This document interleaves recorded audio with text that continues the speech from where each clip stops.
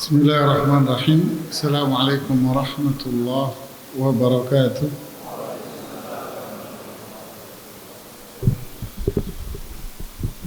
Alhamdulillah ala ihsanih wa syukru ala taufiqihi wa amtinani.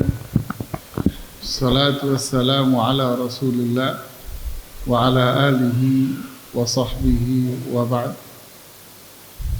Kita kembali pada bab kitab tentang adab-adab makan sampai pada bab yang ke-108, yaitu dimakruhkan makan sambil duduk ittika. Makruh itu apa?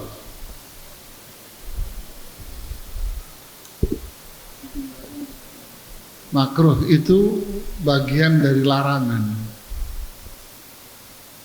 Larangan itu ada dua, Pak. Larangan yang bersifat jazim dan larangan yang tidak jazim. Larangan yang jelas, redaksinya jelas, itu larangan, dan ini yang disebut dengan nama haram.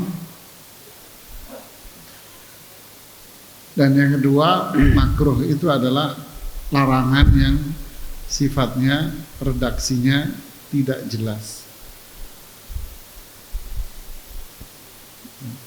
Ghairu jazim, istilah para ulama. Dan tentu semua itu ada pembahasan yang sangat mendetail. Yang jelas yang ingin saya sampaikan bahwa makruh itu juga larangan.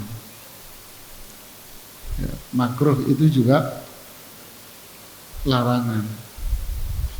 Kata makruh itu artinya dibenci.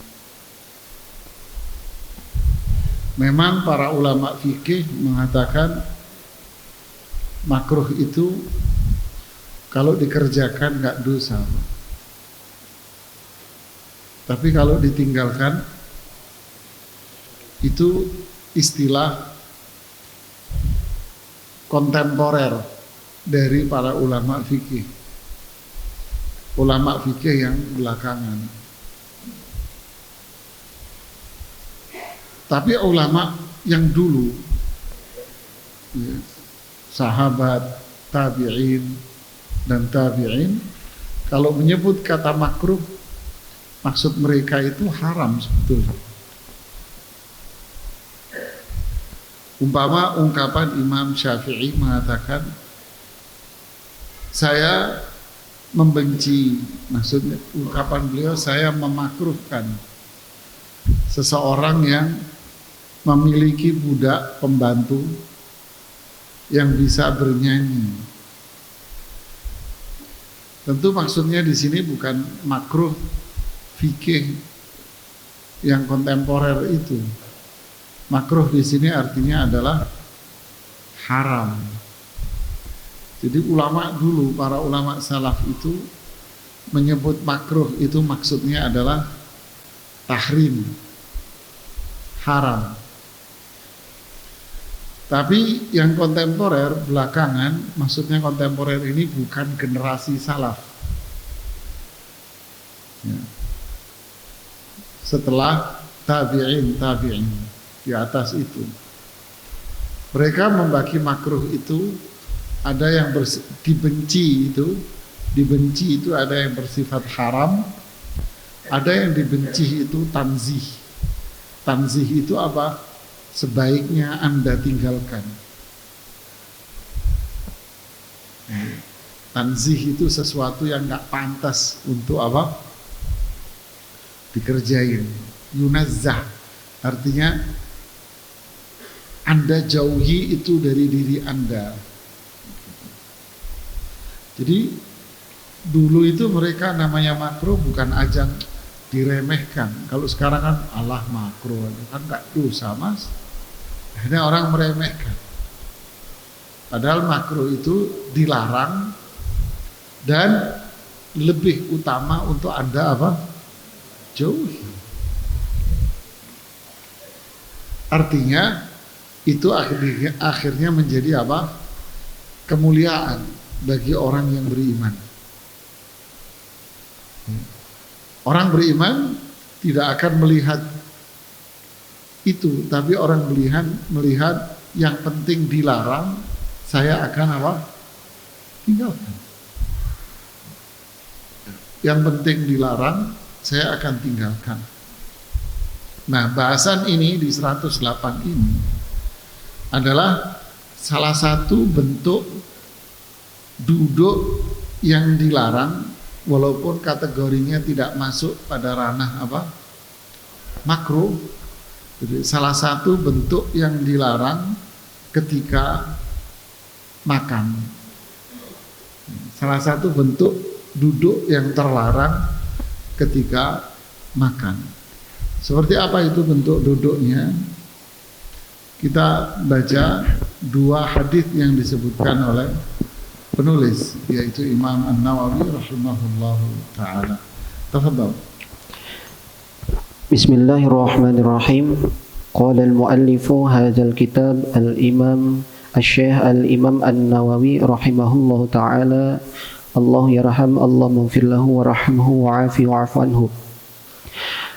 Dari Abu Juhaifah Wahab bin Abdullah radhiyallahu anhu, beliau berkata, Rasulullah sallallahu alaihi wasallam bersabda, la akulu muttaki'an, yang artinya aku tidak akan makan dengan bersandar. Al-Khattabi berkata, al-muttaki'u di sini adalah duduk bersandar pada alas duduk empuk yang ada di bawahnya. Beliau berkata, maksud beliau tidak duduk di atas alas empuk atau bantal-bantal, sebagaimana yang diperbuat oleh orang yang ingin memperbanyak makan. Tetapi beliau duduk di atas satu kaki, kadang kaki yang lain ditegakkan, tidak duduk dengan mantap, dan beliau makan secukupnya. Ini adalah ucapan Al-Khattabi.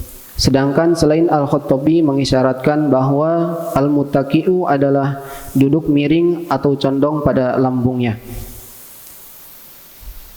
Terus lanjut. Dari Anas radhiyallahu anhu, beliau berkata, Ra'aitu Rasulullah sallallahu alaihi wasallam jalisan muqa'iyan ya'kulu tamron, yang artinya saya melihat Rasulullah sallallahu alaihi wasallam duduk dengan bentuk iqa'a sambil makan kurma. Duduk iqa yaitu meletakkan pantat di atas tanah dan menegakkan kedua betisnya. Ya. Di sini Rasulullah SAW mengatakan la akulu muttaki'an. Saya tidak makan sambil duduk ittika. Duduk ittika itu apa? Para ulama hadis berbeda pendapat tentang posisi duduk ittika. Di sini menyebutkan pandangan Imam Al-Khattabi. Beliau mengatakan di kitabnya Ma'alimus Sunan namanya, Imam Khattabi mengatakan duduk ittika itu seperti orang duduk bersila sambil pantatnya nyandar menduduki sesuatu. Seperti kita duduk begini nih. Atau duduk di kursi. Pendapat lain mengatakan duduk ittika itu duduk miring, Pak. Kayak gimana? Tangannya itu miring begini. Jadi tangan kirinya ditaruh di belakang pantatnya, ditaruh di belakang punggungnya, lalu dia menyandarkan badannya di tangan kiri gitu. Ya. Ada yang mengatakan ittika itu. Kenapa? Karena memang terdapat beberapa hadis Rasulullah SAW, beliau melarang sahabatnya untuk duduk seperti itu. Paham nggak duduk itu? Nggak paham? Tangan kiri Anda taruhin di belakang, kemudian Anda nyender di tangan kiri.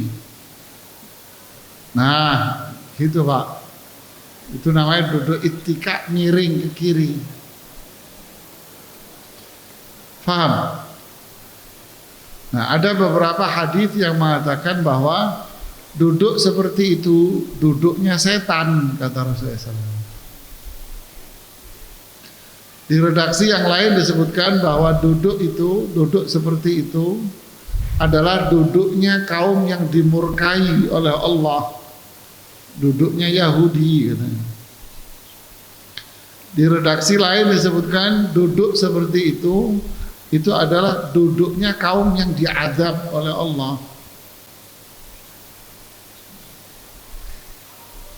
Jadi duduk, tangan kirinya ditaruh di belakang, lalu dia paham. Bagaimana kalau yang ditaruh bukan tangan kiri tapi tangan kanan?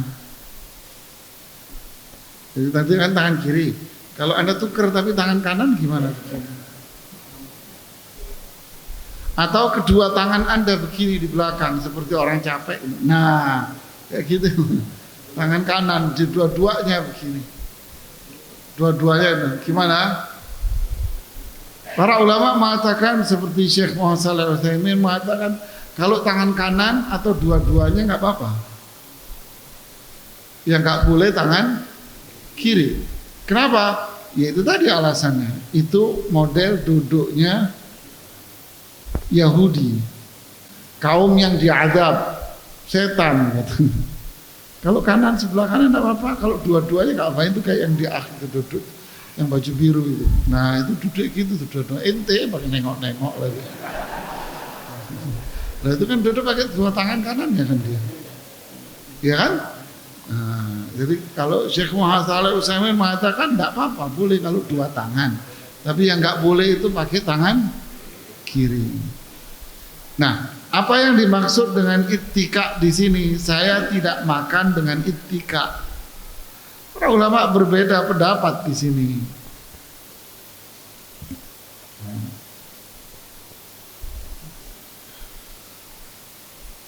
Ada yang mengatakan pendapat yang ketiga.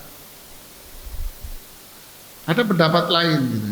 Tapi intinya Imam An-Nawawi rahimahullah dan Imam Ibnu Hajar dan para ulama yang lain mengatakan duduk ittika itu sebetulnya intinya bukan jenis duduknya, tapi intinya adalah duduk PW. Duduk apa? PW. Apa PW Pak? Posisi wena mangan rong piring. Itu yang dilarang Pak. Paham maksudnya? Jadi Imam An-Nawawi mengatakan duduk ittika itu adalah duduk dengan posisi nyaman sehingga memungkinkan bagi dia untuk makan banyak. Nah, begitu pula disampaikan oleh Ibnu Hajar Al-Asqalani, disampaikan pula oleh Syekh Muhammad Shalih Al Utsaimin rahimahullah, bahwa ittika itu ya Anda mau duduk model apa aja sudah, pokoknya dudukmu itu nyaman sekali, enak banget kamu duduk, sehingga kalau orang duduk nyaman mendorong dia untuk apa? Makan banyak jemaah. Nah itu duduk itu yang dilarang. Jadi ilahnya itu apa? Tahu ilah? Ilah itu apa? Sebab permasalahannya ini apa? Masalah utamanya. Masalah utama di sini adalah larangan untuk makan banyak. Nggak boleh makan banyak-banyak Anda. Nah, Biasanya orang yang makan banyak ini dipengaruhi oleh apanya? Hah? Bukan nafsu, Pak. Apa itu? Posisi duduk. Kenapa dia bisa makan banyak? Posisi duduknya itu enak, Pak, nyaman. Nah, itu dia akan makan banyak. Nah, itu yang menjadi titik permasalahan larangannya. Jadi di sini bukan bersandarnya kalau menurut Imam Nawawi di Syarah Sahih Muslim dan Ibnu Hajar di Fathul Bari, Syekh Muhammad Shalih Al-Utsaimin di syarah hadis ini, bahkan intinya adalah apa? Duduk di posisi nyaman. Apa aja posisimu duduk yang nyaman, yang menjadikan kita ini akhirnya makan apa? Banyak jemaah. Nah, makanya di hadis yang kedua disajikan bahwa Rasulullah SAW duduknya itu iqa'. Itika enggak, duduk nyaman enggak, tapi duduk iqa'. Iqa' itu apa? Iqa' itu Anda duduk, Anda dudukin kaki kiri, lalu kaki kanan Anda angkat. Gimana contohnya, Pak? Coba contohin. Coba lakuin semua. Nah, ya. Anda dudukin kaki kiri, lalu kaki kanan Anda angkat. Faham? Bener paham? Coba praktekin. Coba yang di tengah praktekin. Coba Mas praktekin. Gimana? Ya, iqa' itu namanya. Berarti maknanya apa? Maknanya adalah duduk apa saja yang penting apa? Anda nggak nyaman, sehingga mendorong Anda untuk makan sedikit. Nah, itu iqa'.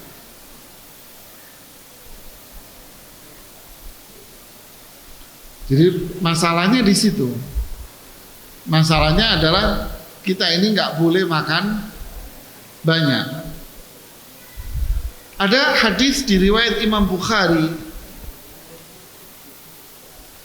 Saat itu Rasulullah SAW mengundang orang kafir, jemaah. Ini fulan kafir diundang sama Nabi. Makan. Lalu Rasulullah SAW memerah susu kambing. Diperah susu kambing itu. Lalu disajikan kepada orang kafir ini. Habis diminum sendiri sama dia. Lalu diperah lagi. Diminum lagi, habis lagi. Sampai 5 kali diperah. Habis terus. Habis itu kambingnya yang disembelih dimakan lagi sama dia habis. Selesai kisah itu, tak lama si fulan yang kafir ini datang masuk Islam. Disajikan oleh Rasulullah SAW susu kambing lagi, diperah lagi, dikasih, diminum sama dia habis. Diperah yang kedua, dia nggak minum atau minum sedikit saja, sudah kenyang katanya. Di situ Rasulullah SAW bersabda, artinya kenapa Rasulullah melakukan itu? Sallallahu alaihi wasallam. Beliau ingin memberikan pelajaran yang berharga buat kita. Beliau bilang apa? Innal mu'min ya'kulu fi mi'an wahid. Wa innal kafir ya'kulu fi am'a'in katsirah. Orang beriman itu makan dari satu lambung. Orang kafir lambungnya banyak. Gembul bahasa Inggrisnya, Pak. Paham? Jadi semua ini memberikan apa? Anjuran makan. Jangan banyak-banyak, Pak. Ya. Oke, banyak sedikit itu kan tergantung pada siapa? Tergantung sama siapa? Itu relatif, nisbi, Pak. Tahu nisbi, relatif. Jadi Anda makan mungkin setengah centong, mungkin. Lalu Anda melihat si fulan makan sepiring banyak, Anda mengatakan, wah makan berlebihan kamu. Tidak bisa Anda mengukur begitu. Mungkin bagi dia makan sepiring itu sudah dikit Pak, karena biasanya dia makan 2 piring. Ya. Jadi makan sepiring penuh, ya Gunung Putri pindah ke tempat dia itu bagi dia apa? Kecil mungkin ya. Tapi kalau ada 2 piring, nah itu baru banyak. Itu versi dia. Jadi banyak sedikit itu kembali kepada siapa? Siapa? Diri masing-masing yang Anda tidak bisa mengukur diri Anda sendiri dengan orang lain. Saya pernah makan persis di depan saya. Persis di depan saya, Pak. Orang Mesir prediksi umur saya di atas 70 lebih, Pak. Di atas 70-an sudah. Mungkin 75 ke atasan itu Bapak. Ditemani oleh cucunya, pasti cucunya itu ternyata. Seumuran anak SMA. Anda tahu makannya seberapa? Ini meja saya ini, meja kajian ini full dengan makanan dan semuanya habis. Saya duduk di sebelahnya. Saya bilang sama teman-teman, kita ngelihat dia udah kenyang perut kita ini.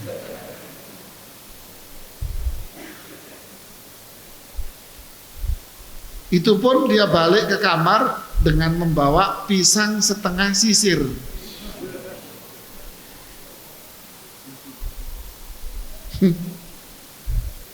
Maksud saya, ya tentu itu berlebihan ya. Maksud saya adalah banyak sedikit itu kembali kepada siapa? Dirinya sendiri, Pak. Jadi kita nggak bisa ngukur dengan orang lain dengan diri kita. Jadi kesimpulannya ini dilarang duduk yang nyaman. Tapi apa bentuk larangannya? Haram? Tidak. Lebih baik dihindari. Lebih baik dihindari. Itu maksudnya makruh itu. Lebih baik dihindari duduk PW yang akhirnya memicu makan banyak. Dan duduklah yang posisi tidak nyaman sehingga kita makannya tidak banyak. Barakallahu fiik. Lanjutkan. Bab yang ke-109.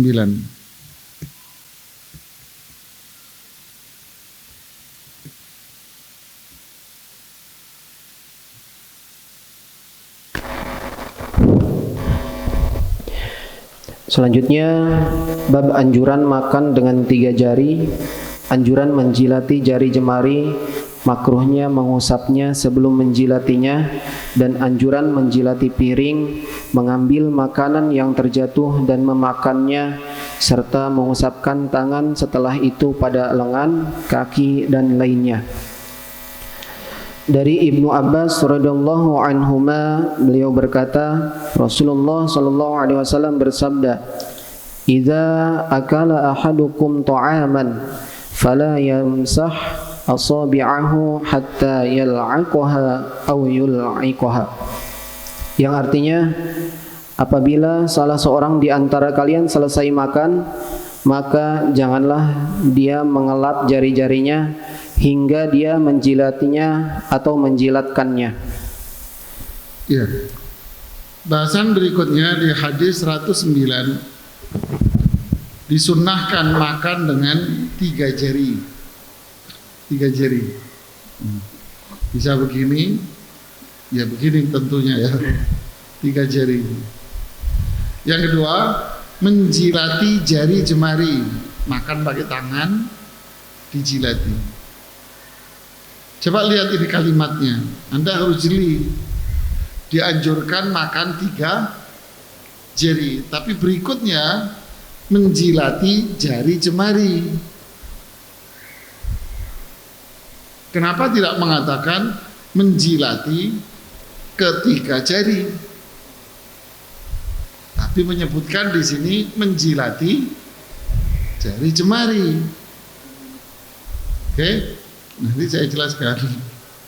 Kemudian yang ketiga, dimakruhkan mengusap. Ngusap itu maksudnya dielap, dicuci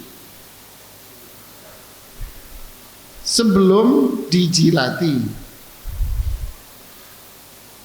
Kemudian yang keempat, disunnahkan membersihkan piring serta mengambil dan memakan makanan yang jatuh. Ya Allah Ustaz, piring mesti dicuci lah, bukan itu maksudnya. Mengusap jari jemari ke lengan bawah telapak kaki dan lain sebagainya. Oke, kita lihat hadis yang pertama ini dulu, karena hadisnya beda-beda ini.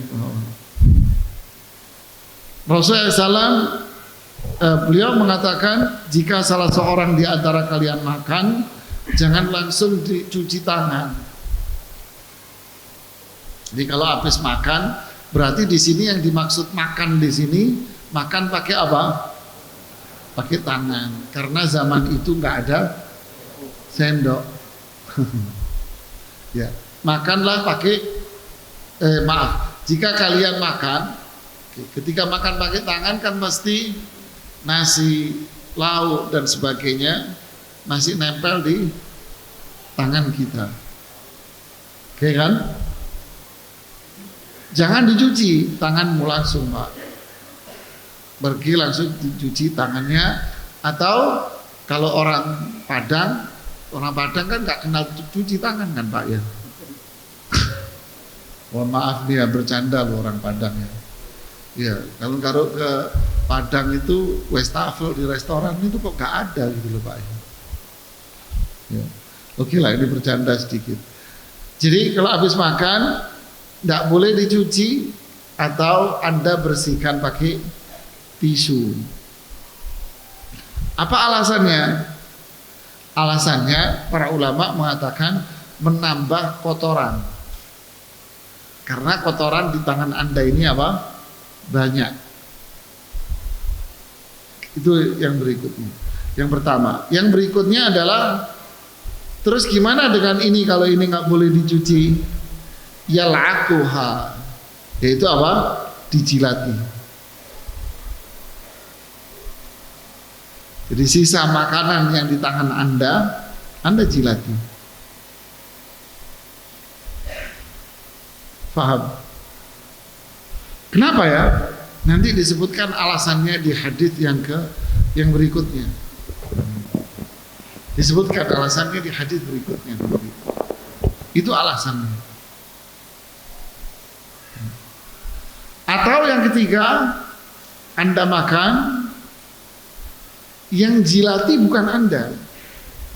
Mungkin karena Anda pengantin baru, jadi yang jilatin siapa? Istri Anda.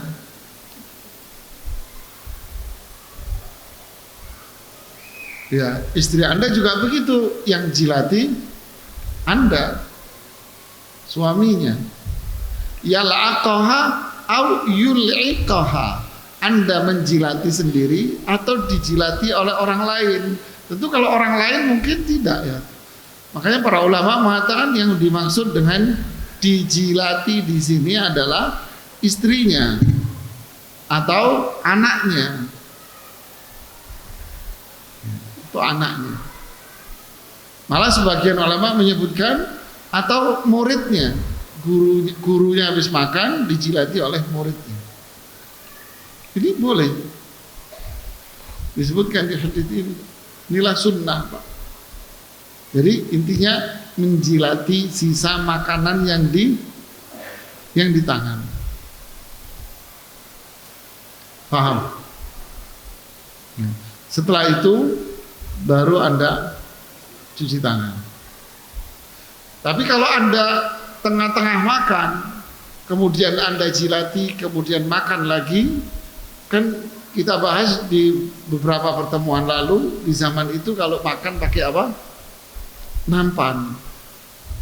Nah tentu ini para ulama mengatakan jangan. Kenapa? Itu membuat orang jijik dengan Anda, karena Anda makannya dengan dinampan bareng-bareng. Kecuali Anda makan sendiri di piring Anda sendiri seperti kita, itu masalahnya akan selesai. Wong itu piring-piring Anda sendiri, Anda makan sendiri, kan selesai.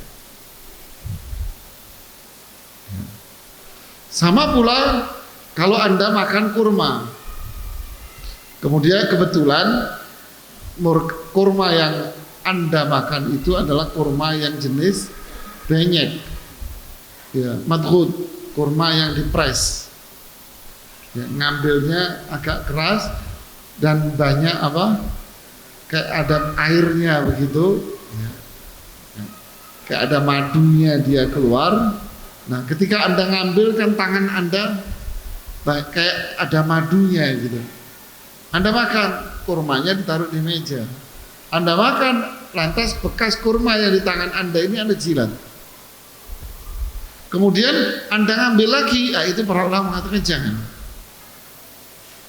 Kenapa? Kurma ini dimakan rame-rame, Mas. Sedangkan tanganmu ini habis kamu jilat, Mas. Paham tidak? Makanya adabnya para ulama itu kalau makan kurma, Anda makan kurma satu, kan Anda ngambil ini kan, biji yang di mulut Anda itu jangan ditaruh di tanganmu ini, Mas. Anda taruh di tanganmu ini terus Anda taruh lagi, jangan. Terus habis itu ngambil lagi, tidak, itu buat orang banyak. Terus gimana caranya? Taruhlah di sini tangan Anda. Dia mana? Di punggung tangan Anda di sini. Kalau di depan orang banyak. Tapi kalau itu kurma pribadi Anda bebas. Paham tidak? Di punggung jari Anda. Atau Anda bawa tisu, bijinya Anda taruh di tisu. Kalau Ramadan biasanya ada beberapa masjid kurmanya itu ditaruh di piring, nggak dibagi tiga kan gitu kan?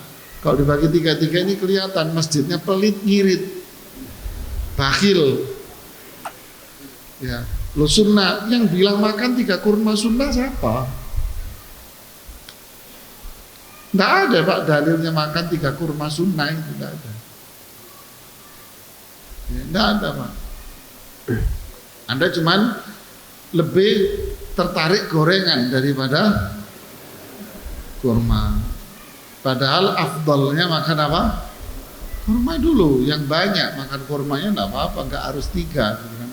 Nah, ada masjid yang paham itu dia taruh di piring begitu kurmanya. Nah, di situ Anda jangan bijinya terus Anda taruh di tangan terus Anda ngambil lagi. Tidak, bukan begitu. Ya, taruh di tisu atau taruh di punggung jari Anda. Paham tidak?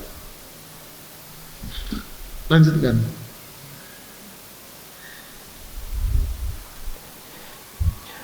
Hadis berikutnya dari Ka'ab bin Malik radhiyallahu anhu, beliau berkata, "Ra'aitu Rasulullah sallallahu alaihi wasallam ya'kulu bisalasi asabi'a fa idza faragha la'iqaha."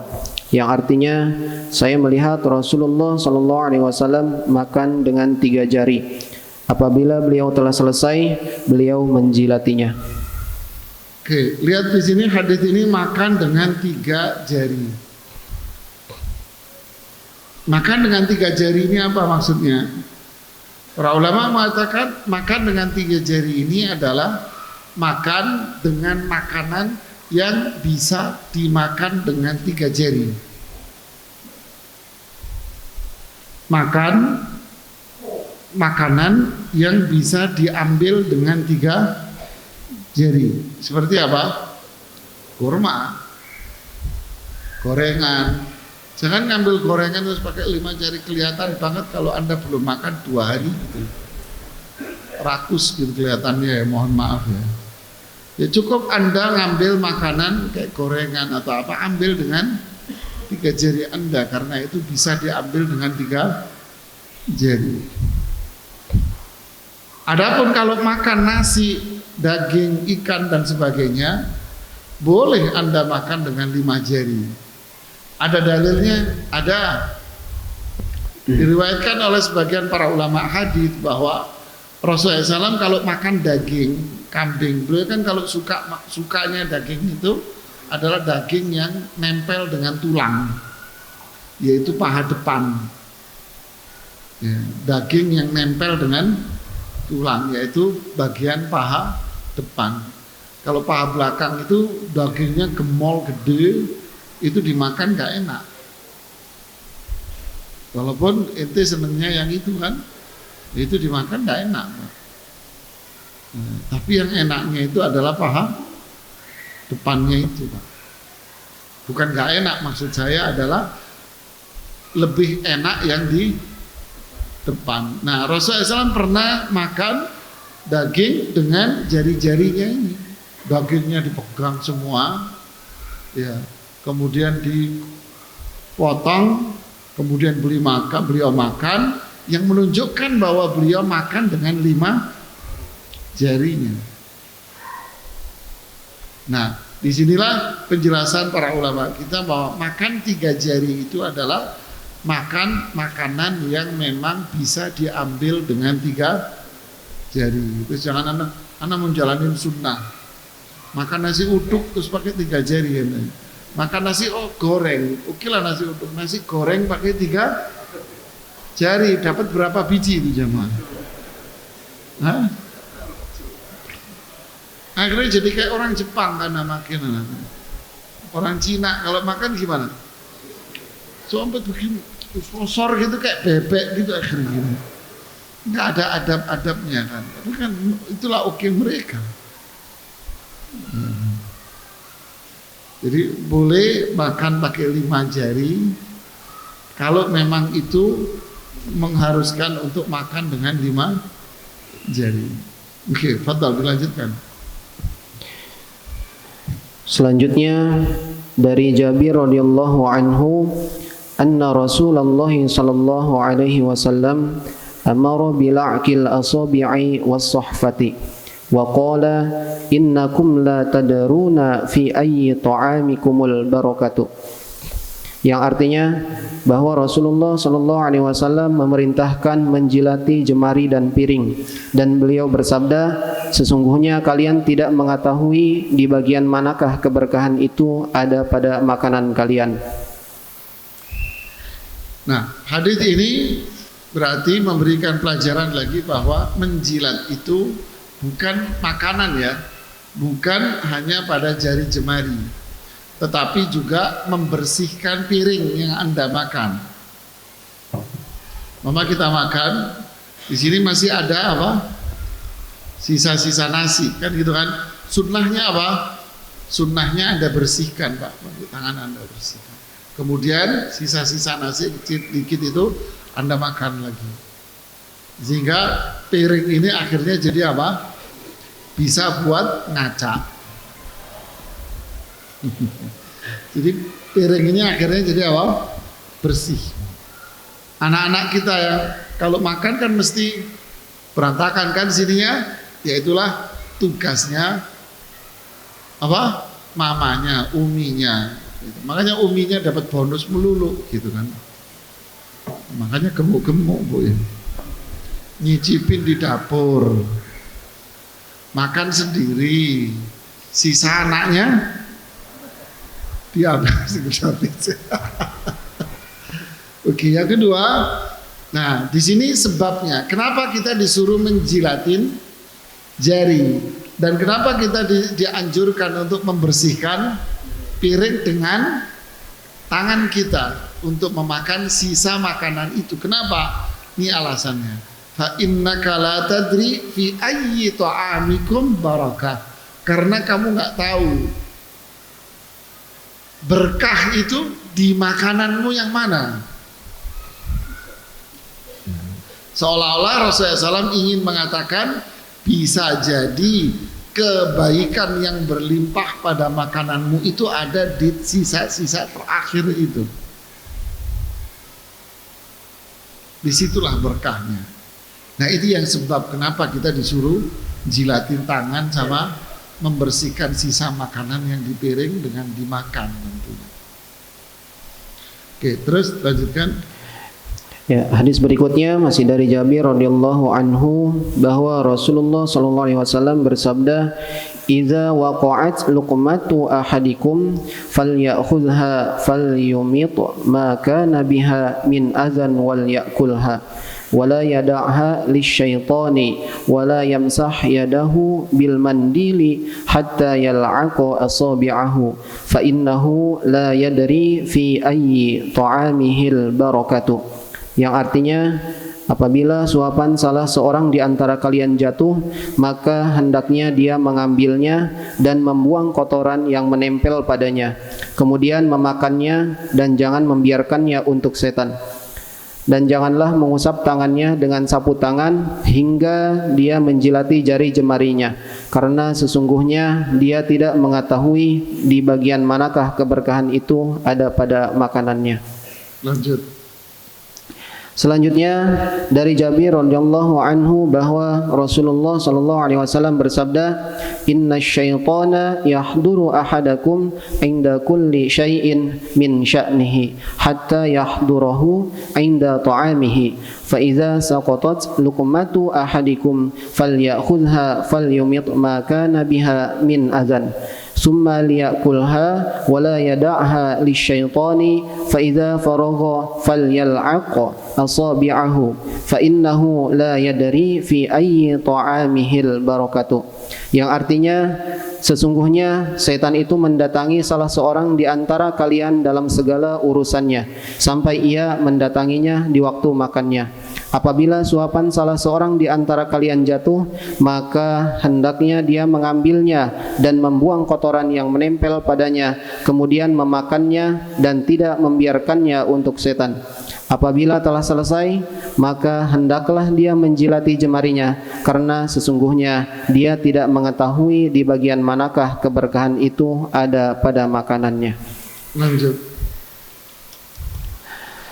Dari Anas radhiyallahu anhu, beliau berkata, "Kana Rasulullah sallallahu alaihi wasallam idza akala ta'aman la'iqa asabi'ahu salasa wa qala idza saqatat luqmatu ahadikum falyakhudha wal yumit 'anha al-adha wal ya'kulha wa la yada'ha lisyaitani wa amarna an naslutal qas'ata wa qala innakum la tadruna fi ayyi ta'amikumul barakatuh." Yang artinya, apabila Rasulullah sallallahu alaihi wasallam makan suatu makanan, beliau menjilati 3 jarinya dan beliau bersabda, apabila suapan salah seorang di antara kalian terjatuh, maka hendaknya dia mengambilnya dan membuang kotoran yang ada padanya dan tidak membiarkannya untuk setan. Dan beliau memerintahkan agar kami mengusap-usap piring dengan tangan lalu menjilatnya. Beliau bersabda, sesungguhnya kalian tidak mengetahui di bagian manakah keberkahan itu ada makananmu. Lanjut, terakhir. Ya, selanjutnya hadis dari Sa'id bin Al-Harits annahu sa'ala Jairan radhiyallahu anhu anil wudu'i mimma massatin naru faqala la qad kunna zamanan nabi sallallahu alaihi wasallam la najidu mithla dhalika at-ta'ami illa qalilan fa idza nahnu wajadnahu lam yakun lana manadilu illa akuffana wa sawa'idana wa aqdamana summa nusalli wa la natawaddau. Yang artinya bahwa dia bertanya kepada Jabir radhiyallahu anhu tentang wudu karena makan sesuatu yang disentuh oleh api. Maka dia menjawab, tidak wajib kami pada zaman Nabi sallallahu alaihi wasallam tidak mendapatkan makanan seperti itu kecuali hanya sedikit. Dan apabila kami mendapatkannya, kami tidak memiliki sapu tangan melainkan telapak tangan, lengan dan kaki kami. Kemudian kami sholat dan tidak wudu lagi. Ya, apa pelajaran dari hadis-hadis ini?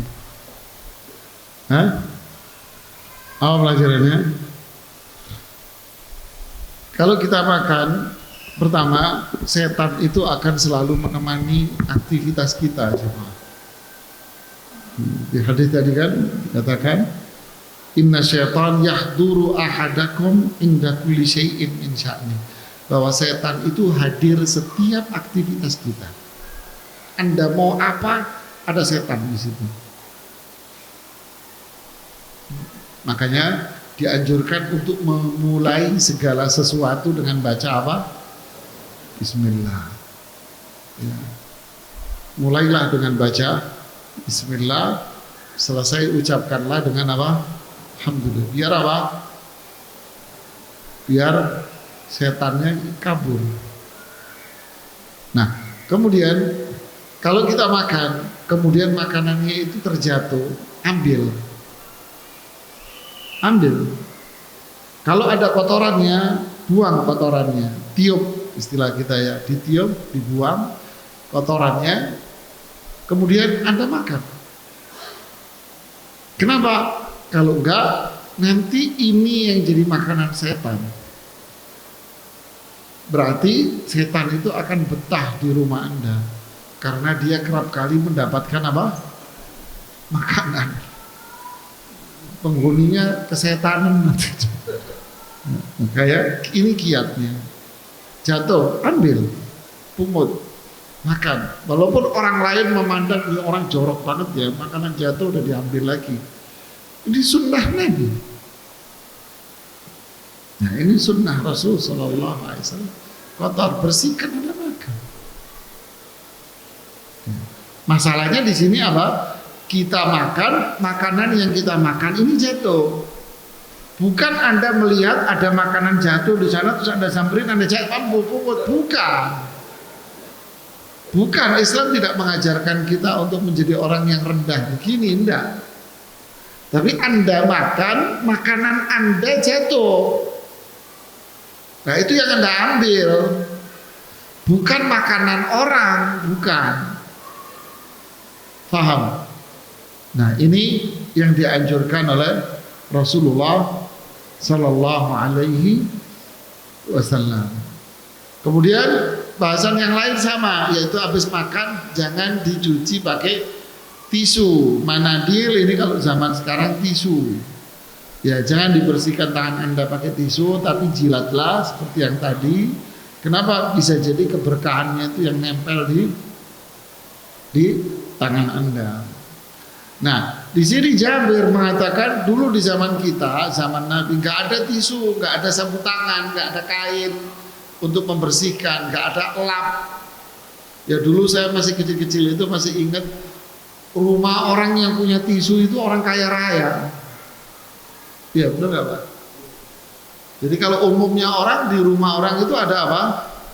Lap biasa. Jadi tangan kita lap pakai kain, nanti kain ini yang dicuci bolak-balik, kan gitu kan? Siapa yang punya tisu dulu orang kaya Pak, yang punya tisu di rumahnya. Nah, di zaman kita nggak ada itu kata Jabir bin Abdullah.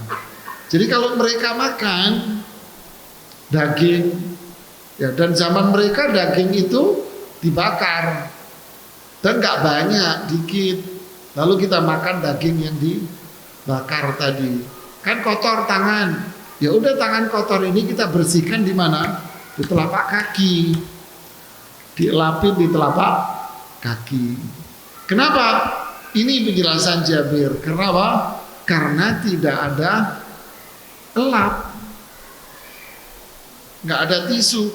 Lo air sulit zaman itu. Mending airnya buat apa? Wudhu sama minum. Loh, kalau sekarang ya bersihin Mas di wastafel Mas, pakai sabun kan gitu kan. Kalau sekarang bersihin Anda di wastafel pakai sabun. Wallahu a'lam bishawab. Ya, kita dengarkan azan dulu, setelah itu kita buka tanya jawab. Ya, pertanyaannya berkaitan dengan posisi duduk nyaman yang mendorong makan enak. Bagaimana dengan restoran Timur Tengah yang sofa dan sebagainya? Saya juga balik nanya sama Bapak, kenapa kok contohnya restoran Timur Tengah, Pak? Oh, Masya Allah, Pak. Nggak pernah ngajak-ngajak Bapak. Ya. Jadi bukan makanan, bukan restoran Timur Tengah saja, Pak. Semua restoran kita juga nyaman-nyaman, Pak. Duduk di kursi ini kan nyaman. Itu yang dimaksud oleh Imam Al-Khattabi. Duduk dengan ada sandaran di pantatnya. Nah, kalau duduk di kursi kan berarti apa? Ada watak, berarti kan ada yang nyandar di pantat kita. Nah, ini kan nyaman, ini duduk begini ini kan nyaman, Pak. Ya, duduk di kursi udah nyaman, makan habis banyak, Pak. Nah, sekarang kalau memang kondisi restoran-restoran dikondisikan untuk kenyamanan para tamunya dengan posisi duduk yang seperti itu, maka kembali kepada siapa? Diri kita sendiri, Pak. Kembali kepada intinya. Apa intinya itu? Jangan makan banyak-banyak. Nah, itu intinya sih. Nah, kemudian makan banyak itu juga kembali kepada siapa? Individu. Yang kita makan bertiga. Bisa jadi antara saya dengan yang dia ini sama yang ketiga ini juga apa? Beda-beda. Ya. Wallahu a'lam. Silakan. Ada lagi? Fadhal.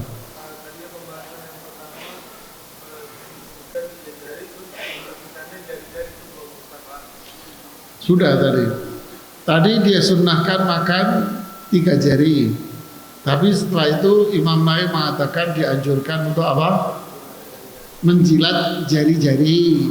Berarti ini memberikan indikasi seperti yang saya katakan tadi, bahwa makan 3 jari itu berkaitan dengan memang makanan yang bisa diambil dengan 3 jari. Tapi kalau makanannya nggak bisa diambil dengan 3 jari, berarti boleh Anda makan dengan jari-jari. Kan gitu kan? Tapi setelah selesai dari itu jangan langsung dilap dengan tisu atau langsung dicuci, tapi sunnahnya adalah dijilat. Kalau Anda pengantin baru, ya biar lebih apa? Romantis lah. Pengantin tua itu sudah jangan itu. Ada lagi? Silakan, Pak. Belum salah. Apa? Ya. Sekarang bagaimana dengan makan pakai sendok dan pakai garpu dan pakai pisau? Maka semua itu diperbolehkan. Kenapa Ustaz? Karena al-aslu fil asyai al-ibahah. Karena hukum asli dalam segala sesuatu, baik itu muamalah dengan orang ataupun hal-hal yang bersifat duniawi, maka itu semua hukum aslinya adalah apa? Mubah. Seperti Anda cara makan, Mas. Ya, Anda makan pakai sendok, pakai garpu. Kenapa? Ya karena memang di zaman Nabi tidak ada sendok dan tidak ada garpu. Anda makan pakai piring, zaman dulu pakai nampan. Anda makan pakai mangkok, ya kan? Dan sebagainya. Gimana? Ini adalah perkara-perkara yang bersifat duniawi. Ya, ini perkara-perkara yang bersifat duniawi, bukan hal yang berkaitan dengan ubudiyah, ibadah. Ya. Terus gimana? Silahkan, nggak ada apa-apa. Nggak ada apa-apa Anda makan pakai garpu, pakai sendok, ada lagi pakai apa? Pisau. Nggak ada apa-apa. Kenapa? Ya terserah Anda. Apakah sendoknya harus dijilati? Ya sendoknya mesti Anda jilat kan. Kalau nggak Anda jilat Anda nggak makan. Berarti Anda pelototin aja itu sendok, Mas. Ada aja pertanyaan kami, Mas.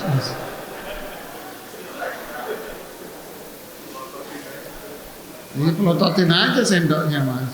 Nanti masuk sendiri itu nasinya. Kenapa? Habis belajar ilmu di Gunung Putri sono kamu. Ya ketika Anda makan pakai sendok, Anda jilat pasti nggak tersisa lah makanannya. Kecuali Anda lagi sakit sariawan, saya nggak ngomong, Mas. Kan gitu kan? Wallahu a'lam. Ada lagi?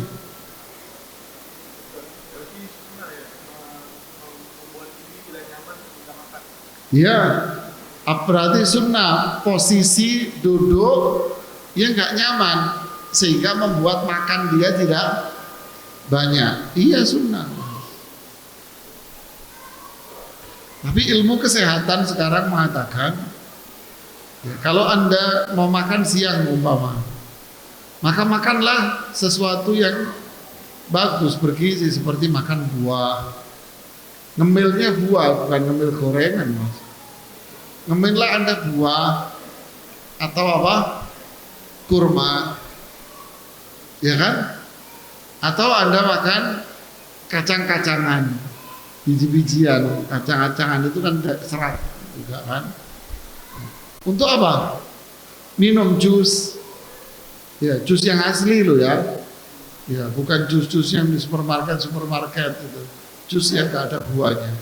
Mending beli jus yang di pinggir jalan yang kelihatan blendernya kan gitu aja. Nah, Anda minum itu ketika makan siang, perut Anda sudah apa? Udah kenyang kan? Sehingga Anda makan nasinya gimana? Kan nggak banyak. Loh, kalau kita kan mau makan kok makan, Mas. Jangan makan dulu biar lapar. Nah ini penyakitnya kita semua ini. Biar makannya apa?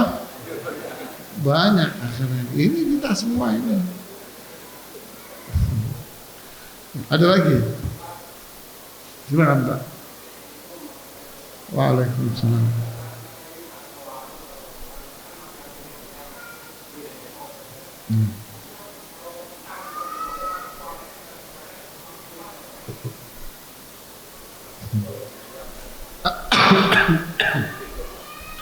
Anda habis makan mie ayam atau yang berkuah, kemudian kuahnya Anda sisakan.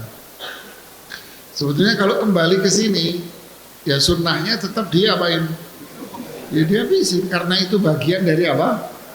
Makanan. Kecuali yang tersisa itu adalah cuci tangannya, Pak. Jangan diminum, Pak.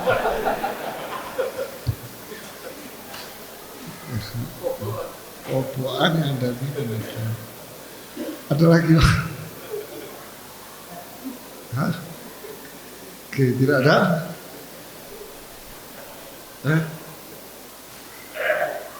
kalau tidak ada kita cukupkan sampai di sini. Semoga bermanfaat buat kita semuanya. Subhanakallahumma bihamdik asyhadu an la ilaha illa anta astaghfiruka wa atubu ilaik. Assalamualaikum.